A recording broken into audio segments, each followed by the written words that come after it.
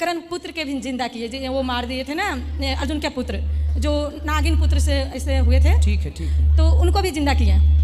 और ये यही गुरु भी हैं भगवान कृष्ण जी, और मामा जी भी हैं।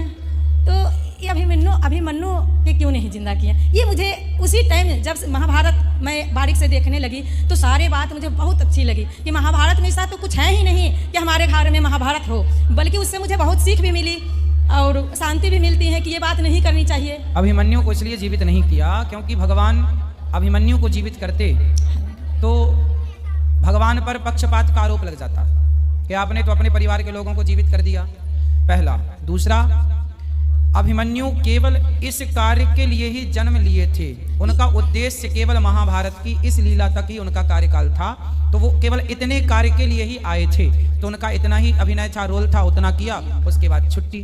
तो इनका कार्यकाल इतना था। और भगवान नहीं चाहते थे कि बाद में कोई ये कहे कि आपने अपनी बहन के बेटे को तो जीवित किया, कल को और बहनों के बेटे के साथ कल को ऐसा होगा तो वो कहेंगे कन्हैया कि जब अपने बेटे को भांजे को जीवित किया तो क्या हम आपकी बहन नहीं है, क्या ये आपका नहीं है? इसलिए भगवान को लगा कि जो पक्षपात का आरोप, भगवान तो कर सकते हैं सब कुछ, लेकिन फिर भी भगवान ने अपनी भगवत्ता को बनाए रखा। तो मर्यादाएं हैं, उस मर्यादाओं का उल्लंघन भगवान ने ही सब मर्यादाएं बनाई हैं, लेकिन भगवान ही यदि उसका उल्लंघन करेंगे तो फिर उन मर्यादाओं का मूल्य क्या रह जाएगा? इसलिए